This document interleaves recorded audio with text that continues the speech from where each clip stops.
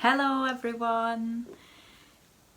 I'll just wait for a few people to log on to here. I'm Jess, I'm a saxophone player, I'm Jess Gillam, and I am super excited to be here for the Benedetti Foundation after school sessions. It's such an amazing initiative, the Benedetti Foundation, and I'm super honoured to be involved and really happy to be here, and I'm looking forward to meeting you all virtually and to talking a little bit about communication. So I'll just wait for a few people to log on, and maybe you can tell me where you're watching from. I'm at home in London, in my flat in London, which is quite grey out there, not the nicest day in the world, but I'm super happy to be here. Yeah, oh, here we go, I can see all these people tuning in. Lovely to see you all. So today I am going to be talking a little bit about the art of communication and communicating. So I thought I would start by saying how I started playing saxophone and how I discovered music. Because for me, music is the biggest form of communication in my life and provides the deepest form of communication. Music is such an incredible way to be able to connect with humanity and to be able to connect with other people. And I feel really fortunate to have been able to start it at such a young age and to have such an amazing relationship with music. So I started playing saxophone when I was 7 years old at the Barracudas Carnival Arts Centre in Cumbria, where I'm from. And my dad taught drums at the Carnival Centre. There were drum workshops, so drums and percussion, trumpet, dance, stilts and backpacking workshops, and honestly I had tried everything and I was completely terrible. I had no rhythm for drums and no coordination for dance, and I came to saxophone last and I picked it up and I made a sound straight away, and it completely hit me. It hit my whole body. I can remember it so vividly, making a sound. And then my early years of learning music were in the Carnival Centre. So everything was about movement and dance, this explosion of colour and energy and joy, and it was the most amazing experience. And I've carried a lot of that into my approach to music and how I communicate music now. So if you have any questions as we're going through the live, please just put them in the comments and I'll try and answer as many questions as possible as we're going, or maybe we can do some questions at the end. So I thought I would start, what is communication? The dictionary says that communication is the exchanging of information, which for me with music feels ever so slightly removed and ever so slightly clinical, because although what we are often imparting is information, it's such rich information. It has so many different layers. It's emotional. It's, you know, telling a story, conveying a feeling, and creating an atmosphere and a time and a place. So I like to think of it as sharing rather than exchanging. So really a shared environment, sharing a story, a place, a time, an atmosphere, and a feeling. So I thought it might be nice if I maybe told you a little story through music. I'm going to play a short extract from, oh hello Rachel, my favourite Rachel, a little extract from Piazzolla's Histoire de Tango.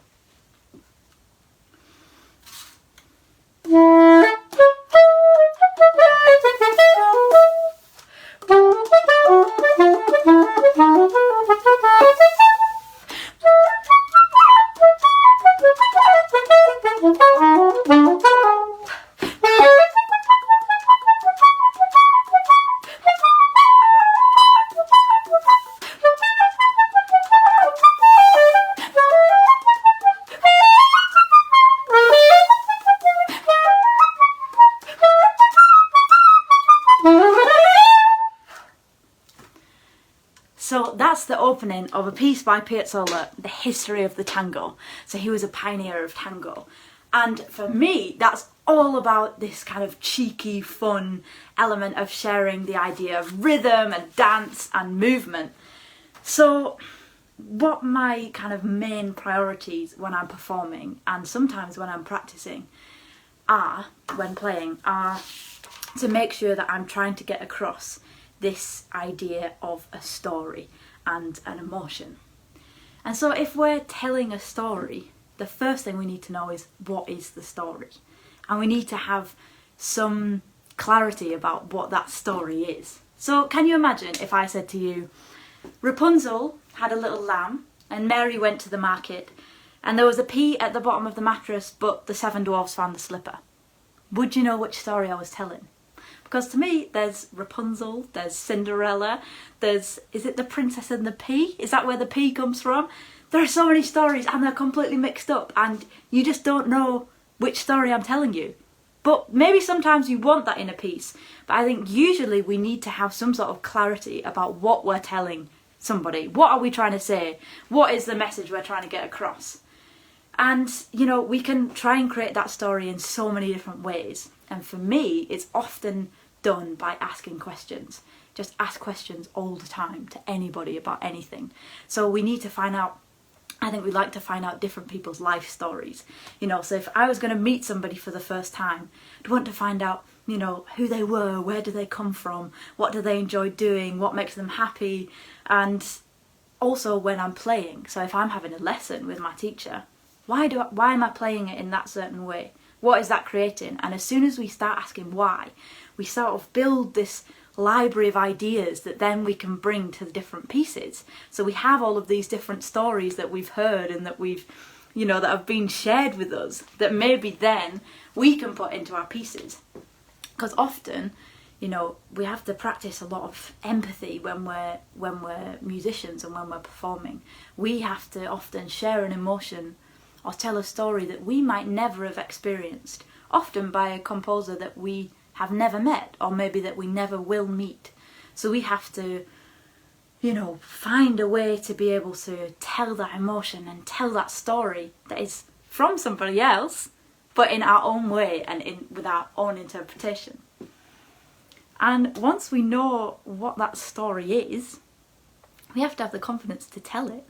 Because, so if I was going to say to you today, I'm really excited to see you all. If I said to you, I'm really excited to see you all, would you believe me? Would you believe that I'm excited? I don't think you would. But if I said, I'm really excited to see you all, you might believe me. My eyes have lifted, my body language is more open, my face is engaged, my inflection's gone up. But then what if I said to you, I am so excited to see you? I don't know that you would believe me then either, because I think that's too much. And it's the same with music. If we were going to apply each of those ideas to a phrase, so say, for instance, a phrase that everybody knows, happy birthday. If I was going to play happy birthday to you,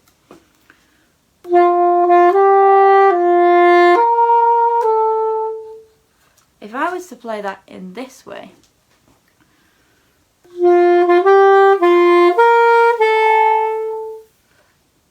would you think that I was wishing you a happy birthday? Because I think you might think, I'm not really committed to wishing you the happy birthday. I'm not really that interested in telling you I wish you had a happy birthday. And also, on the other side of that, if I played, I also think you wouldn't believe me. Because I'd think, does she really mean happy birthday? Or is she taking the mickey? Is it too much? We can go too far. So we have to find the middle ground between those two. And that means, I think, finding a story, an emotion, a feeling, maybe it's a colour, that relates to the piece of music that you're playing, that feels very, very genuine to you. That you genuinely feel when you hear the piece of music, when you play the piece of music, when you listen to the piece of music. What do you feel? What does it make you think of? How does it make you react? Does it make you dance? Does it make you sing? Does it make you happy? How do you react? So if I was to play,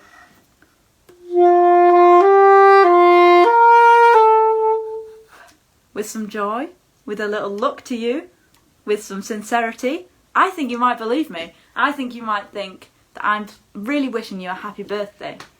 And for me, you know, each one of those phrases that I just played was technically, not technically as in technically on the instrument I'm brilliant, but essentially perfect. So each of them had the correct 4 notes. They all had the same 4 notes. Just like me saying, I'm super excited to see you all today, is a perfect sentence. It makes sense. But if it's done without passion, if I say, I'm really excited to see you today, it doesn't make sense, because that doesn't line up with the emotion and the idea of being excited. So we have to be super committed to the fact that we are saying, I'm super excited to see you today. We have to communicate the fact that we're excited not just through the words, and therefore not just through the notes, but through the feeling that's in the heart and that's in the soul. So for me, if you make a mistake, when you're really, really going for it and you're really committed to sharing this story and sharing this emotion, that is the best mistake you can ever make. Because then you can go away and you can practice and you can work on, you know, correcting that note that might have gone wrong, that slip that might have gone wrong, that shift that might have gone wrong. That's something that technically you can work on. But the emotion and the feeling comes from inside you, and if you're committed to that, to me, that's what music is about. But we also still need to be precise. So quite often I think of playing the saxophone as quite like driving a car. I'm not the best at driving a car, but I think they're fairly similar in some ways. So for a car to work, it needs to be filled with either petrol or diesel, it needs to have some water in it, and it needs to have some battery. For the saxophone to work, it needs to have, you know, me to have a certain level of technique for me to know the notes on the instrument. I need to have a certain level of stamina where I've practiced and I'm able to play the instrument for a certain amount of time. And also I need to have air. So that's like my water, my petrol and my battery. And then the performance, when I'm playing to you, that's like going on the road. And when you're in a car on the road, you can't drag the petrol station along with you. You can't fill up your car as the car is moving. It has to already have been, you know, it already has to have been filled up, because we can't fill it up as we're on the move. So we can't learn the notes of a piece as we're playing them and as we're sharing them with somebody. They already have to be there. So we have to prepare for the journey that's on the road, the story that we're going to take people on before we set off. So we work on all of the technical elements, the precision and the more kind of physical aspects of the playing, I think, before we go on the stage or before we start the performance. And then we can tell this story that's on the road and we don't have to learn those things as we go. So the story for me always comes before the accuracy, and any mistakes within that are really, really worthwhile and really brilliant. The next thing that I think a lot about when I'm playing is the idea of whole body playing, which sounds a bit strange, but for me it's where I think about engaging my heart and my soul, the mind and the body. So in my heart and in the emotional side of playing, in there is the story that I'm trying to tell, the feeling that I'm trying to show you and the atmosphere I'm trying to create. And that comes from the experiences that I've had, the books that I've read, the people I've talked to, the relationships I have, and that is all coming from the heart. And then the technique, which is really, really where I've practiced very, very with a lot of intent and very, very strictly, and practicing very, very specific things and with a very determined mindset. And they are maybe things like tone exercises, scales, they all go for me in the mind. And then there's the body, the physical body. So this is about us being comfortable on stage, about having a posture where we're able to communicate out of. So we want to be open. We want to be open people that can share a story, that can receive information, and that can send information out to the world. And so physically we need to be comfortable and be able to move around within our bodies to be able to express different parts of that story. And then, once I've got this idea of the whole body being engaged, do something that's a bit strange, and I sort of imagine myself as a tree. So my feet are the roots, and the roots are going right beneath the ground. So I'm safe. I'm locked into the ground and I have this huge foundation beneath the ground that's holding me straight. And then my body comes out of my feet and is the trunk of the tree, and then my arms are the branches, and then the saxophone also becomes a branch, so it's another extension. And then that sort of becomes the voice, that becomes what I'm communicating with. And when I'm this tree, I'm rooted, but I'm able to sway and move around, move with the music, and therefore tell this story, but have an idea and a feeling of being rooted. I then visualise the sound itself. So how many people have seen Star Wars? I have to admit, I've never actually seen Star Wars. Terrible at watching films, and terrible at watching the whole of films especially. I watch the beginning of films and fall asleep. But if you've seen Star Wars, or if you haven't seen Star Wars, I'm sure you will have seen the lightsabers. So I imagine my sound as the light in one of the lightsabers, so that it's a physical thing I can imagine the shape of. So if I was playing, for instance, something that I wanted to be really direct, really icy, and go right to the back of the hall, right to the back of the room, to the person at the very, very back, I might think of a white straight line going straight ahead.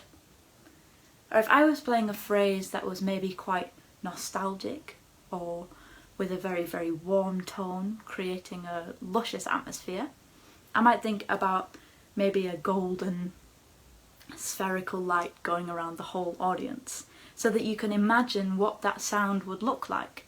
You can imagine what the phrase you're playing or the phrase that you're singing would look like if it was a moving thing. And then that can help you to tell the story through your instrument and to have something to say through the instrument. So I would say, as an exercise at home, when you're next practicing, or maybe right after this session, why don't you pick your favourite phrase, the piece or the phrase that you love to play the absolute most in the world, and play it as if you were playing it to your best friend and you really wanted to tell them a story. So that story could be what you had for tea last night, or if you're in the south, what you had for dinner last night. And you want to tell them everything about it. What did it smell like? What did it taste like? What did it look like? How hot was it? Was it, steaming hot? Was it on a blue plate? Every single detail about that meal. With the music, we want to be able to put every single detail in and really, really exaggerate the expression so much. So play that phrase as if you were trying to tell them every single expression and you couldn't be telling them any more about it. And so it's your best friend, so someone you feel comfortable with, someone you don't feel embarrassed about going completely over the top with. And then sort of take a step back and think, is that what I was trying to say with the music? Was it over the top? Was it too much? And think about how you can get that intensity of emotion into the phrase and into the sound, but without it going overboard.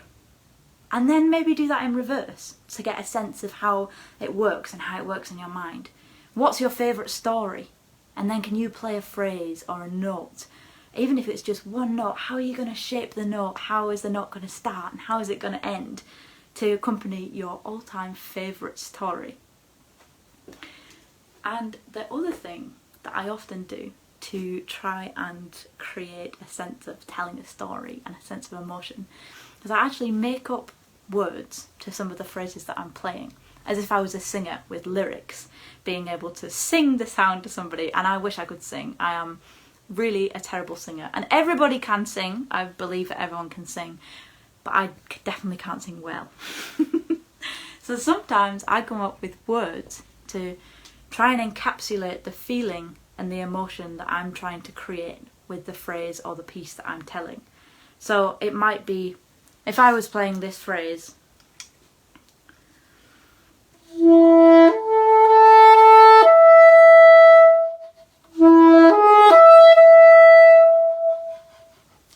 which to me creates this nostalgic feeling, the sense of a memory, the sense of a distant place and somewhere I wish I was.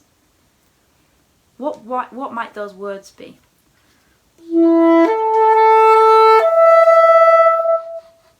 It might be, I have a lovely memory. Whatever the words might be that usually fit the rhythm to try and create this sense of story that we're conveying. And I think the most important thing about communicating is about being open. Having an open heart, an open mind, and open ears. Always listening to how other people communicate. How are they telling you the story they're telling you? Either that might be with words or it might be through their instrument. How are they conveying that emotion? Are they creating this special atmosphere in between the notes? An open mind. Where can you get your inspiration from to tell these stories through the music? And I think often looking into the composer that you're playing. Where were they living when they wrote the piece? What other pieces were they writing at the time? Who were their friends? What were they going through? And trying to imagine what their life was like so that you can put that into your playing and into your music. And an open heart. Being ready to listen. Always, always ready to listen. And ready to hear another version and another idea. And being open to ideas and really not being dismissive, I would say. To even if somebody has completely the opposite idea about a phrase to you and they will play it in a completely different way, again asking the magic question of why. Why are they playing it like that? What are they trying to say? And then when you have this kind of reactive state where you're listening to people and you're really, really trying to be as open as you possibly can in every sense, then there's the room for spontaneity. So you have this idea of a story and an emotion you want to tell, but then there's also room for it to change when you're sharing it with other people, because you've practiced this sense of being able to mould to other people and how they're playing, or changing to the sense of the room. So I wondered if anybody had any questions about communication or about any of these topics. I'm just looking at some of the people that are here. It's lovely to see you all. I can see some if I scroll up. Yeah, does anybody have any questions at all about anything? Oh, there we go. Any questions?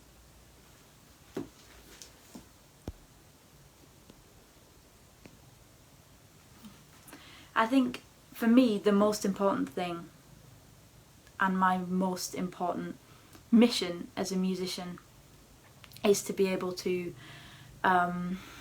share a sense of hope and joy with as many people as possible. I think this is the most incredible thing about music.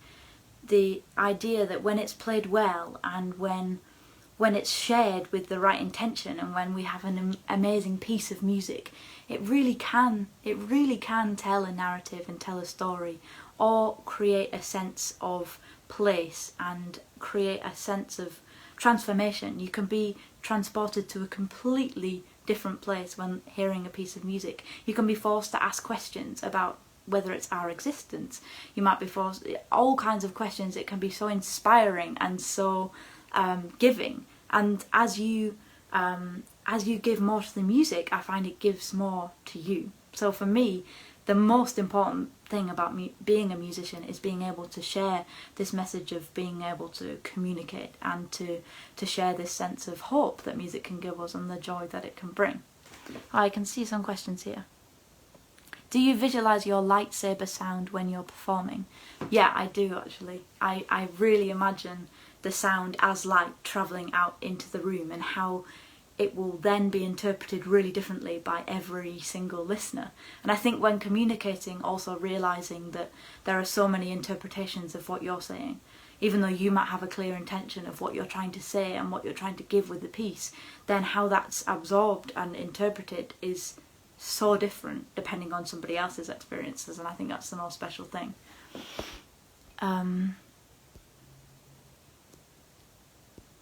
Alex, how did you practice it? Are you able to tell us how you developed your communication? So, strangely enough, the way that I developed my sense of communication through music was actually through speaking. So my mum and dad were really great in helping me to speak to as many people as possible. So when people spoke to me, I would always have to answer, and I would always have to give as fuller answer as possible. And then I really enjoyed conversation, and then quickly came to realise that music is a heightened conversation, whether that be between composer and performer, or between performer and audience, or between the musicians themselves. I just realised that everything is a conversation, and everybody brings their own set of experiences and their own set of ideas and ideologies to a piece of music and to a performance. So realising that it was a real transaction of emotion and of communication and sharing and being part of something that's bigger than yourself. I have another question. Do you play any other instruments, Harriet, age 12? Hello, Harriet, age 12. I hope you're well. I play a tiny bit of clarinet and piano very, very badly, but mainly just saxophone. Thank you, you're welcome, Alex. And there's one question here. As rehearsals go online, how can we encourage players to communicate effectively? Some are too shy to ask a question. I think this is a really interesting idea when the sense of sometimes embarrassment or shyness around being open and around really expressing an authentic emotion or a genuine emotion. And I think I always, when I meet somebody shy, I always try and be as kind to them as I possibly can to make them feel comfortable, and try and create an environment where they feel comfortable to share. And again, I think questions are so often key in so many situations. When you're asking somebody questions and then you're opening a dialogue, and that might be musically, playing a phrase that then they answer musically. And I think the idea of creating an open space, and it can be really strange on the screen. I was really nervous to come here and talk to you today because I can't see anybody, I'm talking to a screen. So it can be really, really strange, but I think remembering that the screen is kind of a tiny human and there are lots of humans behind the screen, I think. Do you have any tips for effective practice, Esther, age 13? Well, I can't think of any better place other than the Benedetti Foundation to find all of the most amazing videos on practice tips and how to practice. But personally, for me, it's about really dividing my time into clear blocks of what I'm practicing, and having a clear idea of what I'm going to practice before I start, so that I'm not kind of aimlessly playing and wandering around different ideas, but I know this is what I'd like to work on and I can really, really focus on it. And also having time where you just play for fun, because we play music, we don't study music, we don't, you know, we really play music, and that word is really, really important in what we do. This sense of enjoying it and sharing it and bringing it to as many people as we possibly can, I think we should hold in our hearts very dearly. But it was so lovely to meet you all, and I hope some of my ramble was vaguely useful, and I hope to maybe meet some of you in person someday. And a huge, huge thank you to Benedetti Foundation and to Nikki for providing such an amazing resource and such an amazing community for musicians to be a part of and exchange ideas. So thank you, and goodbye everybody. I hope you have a lovely evening and hope to see you soon.